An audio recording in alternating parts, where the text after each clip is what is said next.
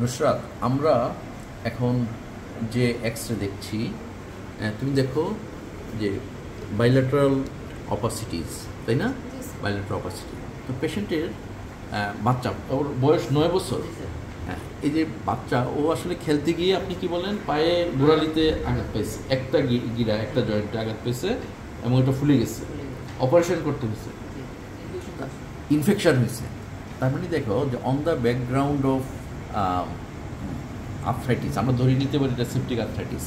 Septic arthritis এরকম bilateral shadow হলে আমাদের প্রথম চিন্তায় আসবে দুটো ডায়াগনোসিস। একটা মানে সেপ্টিসেমিয়ার পার্ট হিসাবে তোমার বাইলেটারাল নিউমোনিয়া, আরেকটা হতে পারে সেপ্টিক পালমোনারি এম্বোলাই, তাই না? এখানে দেখো এই যে ছোট ছোট একটা কেভিটির মতো কিন্তু লাগতেছে, তুমি খুব মাইনরলি দেখলে, কিন্তু এক্স-রে কিন্তু সেপ্টিক পালমোনারি এম্বোলাই ডায়াগনোসিসের জন্য খুব আইডিয়াল ইমেজিং মেথড না।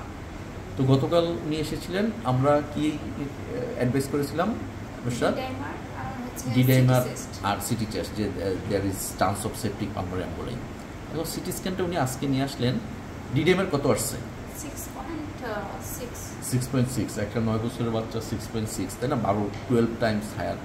এখন দেখো খুব স্ট্রাইকিং ফিচার দেখো এখানে, এখানে কিন্তু যে বাইল্যাটারাল নোডিউলস এবং মোস্টলি পেরিফেরাল এবং সামার কেভিটেটিং, একটু টিপিক্যাল ফিচার অফ সেপ্টিক এম্বোলাই। এখানে আসো।